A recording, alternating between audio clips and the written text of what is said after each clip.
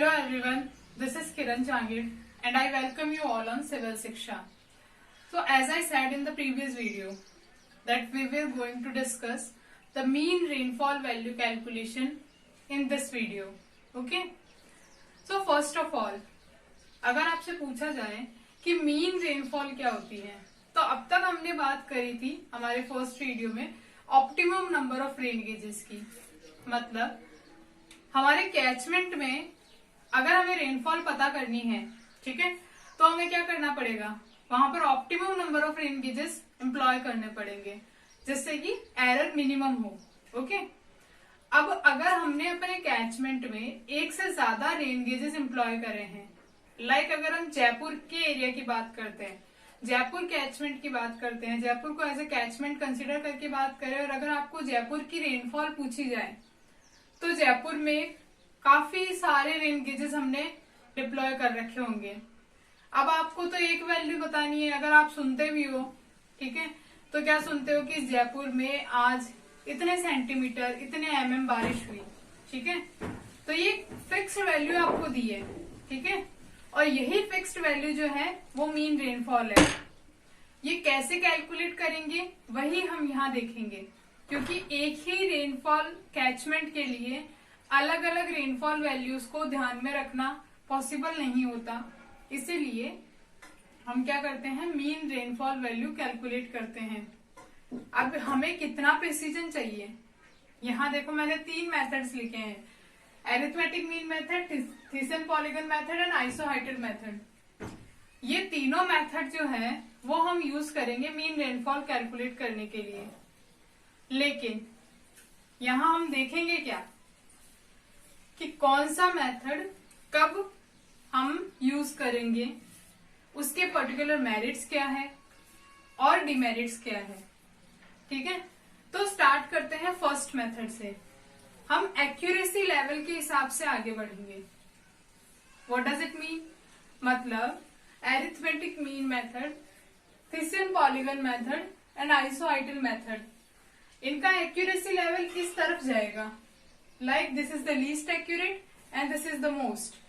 Okay, so when we talk about arithmetic mean method, arithmetic mean का तो मतलब आपको पता ही है कि n वैल्यूज होंगी, उनका सिंपली आपको मीन ले लेना है, ठीक है। लेकिन ये जो मेथड है वो हमारा क्या है, सिंपलेस्ट मेथड है। ओके, सिंपलेस्ट मेथड है क्या, मतलब कि अगर हमारा ये कैचमेंट है, यहाँ हमारे n रेन गेजेस एम्प्लॉयड है अगर, ओके, तो एरिथमेटिक मीन के लिए हमें सिंपली क्या करना है, P bar, we will denote mean rainfall by P bar, okay, and P bar will be equal to what, sum of the rainfall values recorded by the rain gauges divided by number of rain gauges. As I said ये simplest है, यहाँ किसी type का कोई weightage किसी reading को नहीं दिया है। ओके, तो यहाँ अज्यूम क्या किया है हमने कि जो रेनफॉल है वो क्या है, यूनिफॉर्म है। क्या अज्यूम किया है, ये हमारा फॉर्मूला है, हमने अज्यूम किया है uniform rainfall over the catchment. Okay, uniform rainfall consider कर लिया, तो कोई वेटेज हमने दिया नहीं है किसी भी पर्टिकुलर रीडिंग को, इसलिए ये सिंपलेस्ट हो गया। लेकिन हमने कोई वेटेज नहीं दिया है keeping in mind the variation in rainfall, तो ये क्या हो गया, एक्यूरेसी, इसकी लेवल क्या हो गया, एक्यूरेसी लेवल कम हो गया, तो ये जो है लीस्ट एक्यूरेट है। ओके, इसके बारे में बहुत कुछ जानने के लिए है नहीं, क्योंकि एक तो सिंपलेस्ट है, दूसरा यूनिफॉर्म रेनफॉल हमने कंसीडर करी है यहाँ पर, और तीसरा एक्यूरेसी लेवल कम है क्योंकि किसी भी रीडिंग को हमने वेरिएशन को काउंट ना करके इक्वल वेटेज दिया है। ओके, सारी रीडिंग जितनी हमने कैचमेंट में ली है। Now to talk about Thiessen polygon method. As the name says, arithmetic mean method में क्या किया हमने, एरिथमेटिक मीन लिया।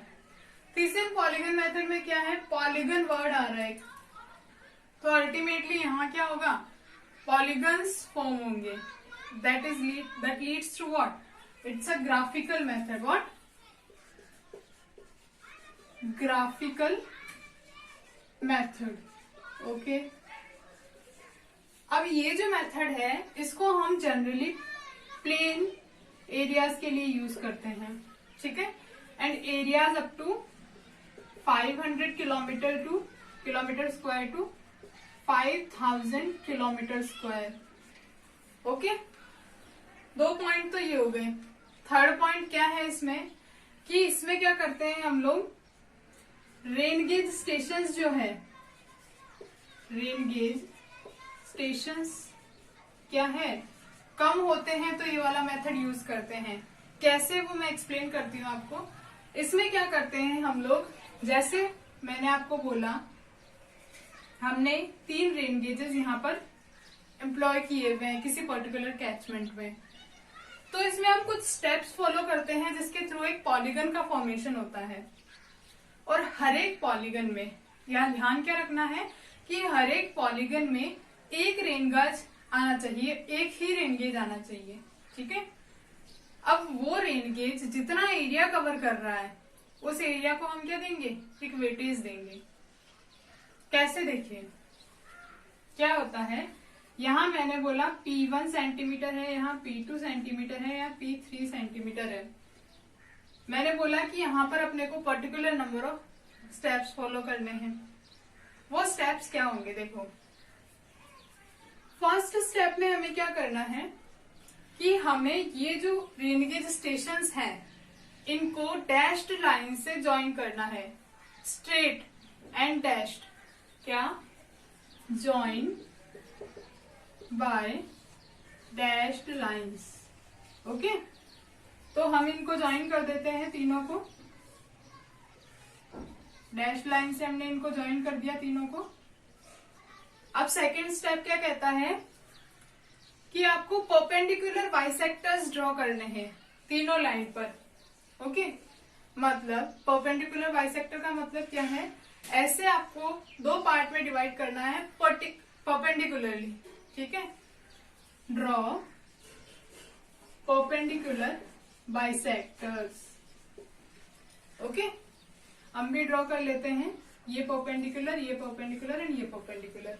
ओके, तो आपने देखा कि यहाँ 3 पॉलीगन का फॉर्मेशन हो गया। अगर इसका एरिया A1 है, ये हम थ्रू मैथमेटिक्स कैलकुलेट करेंगे। आपको जब भी क्वेश्चन मिलेगा तो आपको यहाँ जो एरिया फॉर्म होगा वो आप कैलकुलेट कर पाओगे।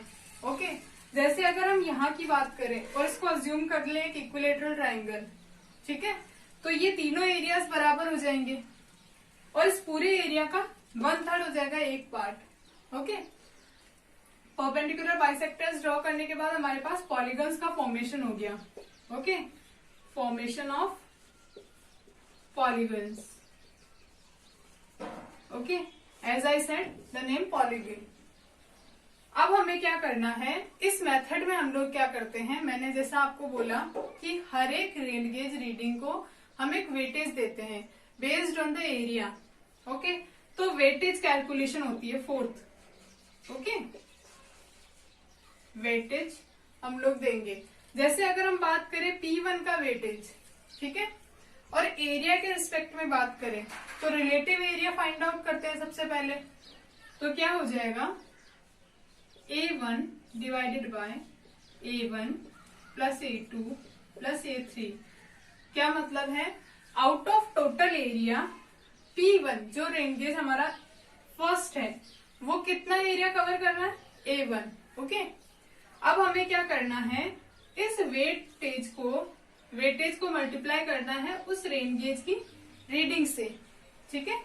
सिमिलर प्रोसेस हमें रिपीट करना है तीनों के लिए।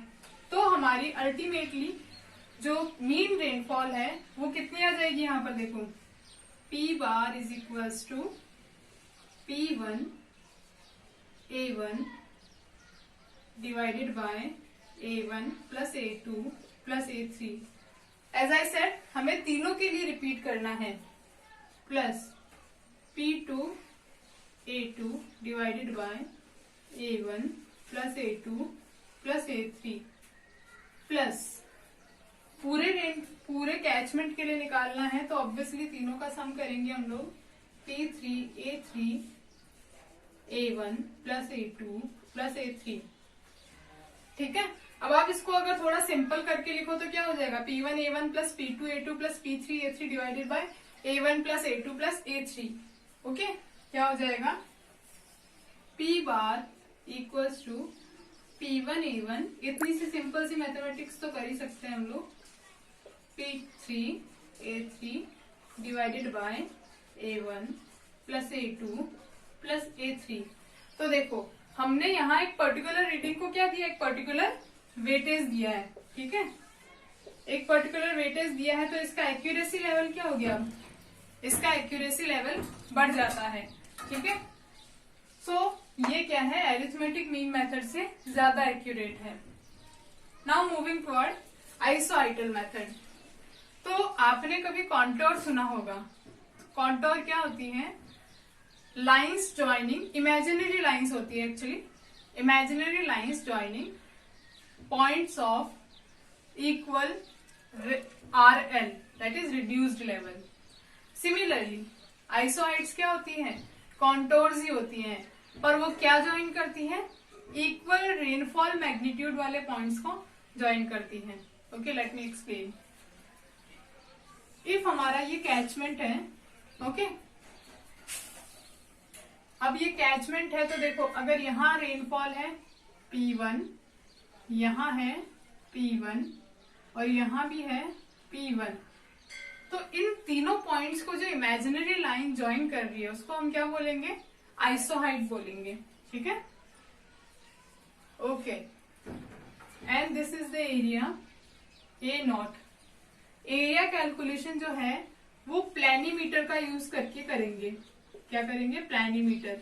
मैंने आइसोआइटल मेथड में, सॉरी, मैंने आपको थिसन पॉलीगन में बोला था कि सिंपल मैथमेटिक्स का यूज करके ये एरिया कैलकुलेट हो जाएंगे, क्योंकि जो आपका क्वेश्चन होगा उसमें फॉर्मेशन ही ऐसा होगा कि आप उसका एरिया कैलकुलेट कर सको इजीली। ओके, तो यहाँ हम यूज करेंगे प्लैनीमीटर का एरिया फाइंड आउट करने के लिए। सिमिलरली अगर ये जो है ये P2 मैग्नीट्यूड रेनफॉल की आइसोहाइट है अगर, और ये P3 की, ओके, और इनके अंडर जो एरिया आता है यहाँ A1, यहाँ A2 और यहाँ A3 आता है, ठीक है। ये सब कैसे करते हैं, हम जो अपना कैचमेंट है उसको स्केल का यूज करके, like scale not the one, okay, in the survey we use scale, if you are known about it. So हम लोग एक पर्टिकुलर स्केल पर इस मैप को ड्रॉ करेंगे ऑन द पेपर। हम यहाँ पर P1, P2, P3 की कॉन्टोर्स मार्क करेंगे, एरिया हम प्लैनीमीटर का यूज करके फाइंड आउट करेंगे। अब हमें क्या करना है, हमें फाइनल मीन रेनफॉल की वैल्यू देनी है। उसके लिए हमें क्या करना है, जो दो आइसोहाइट एक पर्टिकुलर एरिया को कवर कर रही है, अब उस एरिया के लिए सॉरी, उस एरिया के लिए ये दोनों रेनफॉल वैल्यूज हैं, तो क्या करेंगे हम लोग इन दोनों का एवरेज लेंगे। कैसे, जैसे यहाँ कोई और कॉन्टोर नहीं है, ओके, तो P1 एज इट इज आएगी एरिया A0 के लिए, कैसे P1 A0, और क्योंकि हमें पूरे कैचमेंट की रेनफॉल निकालनी है, मीन रेनफॉल, जिसको डिनोट कर रहे हैं P बार से, प्लस अगर एरिया A1 की बात करें तो उसके लिए रेनफॉल वैल्यूज 2 है, तो हम क्या करेंगे, मीन लेंगे। मीन क्या होगा, P1 plus P2 divided by 2 and multiplied by the area. Okay, similarly what about A2, area A2 की अगर बात करें तो P2 एंड P3 दो रेनफॉल वैल्यूज हमारे पास है यहाँ पर, ठीक है। तो क्या हो जाएगा, ये P2 plus P3 divided by 2 multiplied by A2 plus P3 A3 divided by the whole area. Okay, area कितना हो जाएगा, A0 plus A1 plus A2 plus A3। Okay, so this is the most accurate method. क्या है, most accurate method. क्यों है most accurate, क्योंकि देखो इसमें स्किल्ड मैन पावर की रिक्वायरमेंट है, हर कोई कॉन्टोर्स ड्रॉ नहीं कर पाएगा। ओके, स्किल की रिक्वायरमेंट है, एक्यूरेसी लेवल बढ़ जाता है, इसीलिए, क्योंकि स्किल्ड मैन पावर अगर काम कर रही है तो मैक्सिमम कैलकुलेशन वगैरह का ध्यान रखेंगे, वो लोग हर प्रिकॉशन लेंगे ताकि कोई डिफॉल्ट ना आए रीडिंग में। ओके, तो टिल नाउ हमने बात करी है कि एरिथमेटिक मीन मेथड। मैं आपको समराइज कर रही हूँ तीनों टॉपिक्स। क्या है? एरिथमेटिक मीन मेथड हमारा सिंपलेस्ट मेथड है, ठीक है। सिंपलेस्ट क्यों है? सिंपलेस्ट है प्लस लीस्ट एक्यूरेट है। ऐसा क्यों? क्योंकि हमने यहाँ सारी रीडिंग्स को इक्वली ट्रीट किया है, इक्वल वेटेज दिया है, किसी को भी हमने प्रायोरिटी नहीं दी है, किसी को भी हमने क्या बोला है? लीस्ट एक्यूरेट नहीं बोला है। तो ये मेथड ओवरऑल में ही क्या हो जाता है? मेथड लीस्ट एक्यूरेट हो जाता है। अगर हम बात करें थिसन पॉलीगन मेथड की, तो यहाँ हमने बोला है कि एक पर्टिकुलर एरिया के लिए हम लोग इसको यूज करेंगे जब हमारे रेन गेज स्टेशंस क्या होंगे? कम होंगे कंपैरेटिवली, एंड हम यहाँ पॉलीगन्स का फॉर्मेशन करेंगे। हमने स्टेप्स आपसे डिस्कस किए हैं कि 4 स्टेप्स हम फॉलो करेंगे, पॉलीगन्स का फॉर्मेशन होगा, वेटेज कैलकुलेट करेंगे on the basis of area, and उस पर्टिकुलर रेन गेज रीडिंग को उस वेटेज से मल्टीप्लाई कर देंगे, ठीक है। सबको सम अप करेंगे तो हमें हमारी मीन रेनफॉल मिल जाएगी, ठीक है। अब यहाँ क्या है, एक चीज ध्यान में रखने के लिए मैंने बोली थी कि एक पॉलीगन में एक ही रेन गेज स्टेशन आना चाहिए। ओके, बात करते हैं आइसोहाइटल मेथड की। आइसोहाइटल मेथड में क्या कर रहे हैं? हम आइसोहाइट्स ड्रॉ कर रहे हैं, and using the isohyets we are calculating the mean rainfall. Okay, अगर हम आइसोहाइट का यूज कर रहे हैं जो कि कॉन्टोर्स होती है इक्वल रेनफॉल मैग्नीट्यूड की, तो ऑब्वियसली क्या हो रहा है? यहाँ पे स्किल्ड मैन पावर काम कर रही है।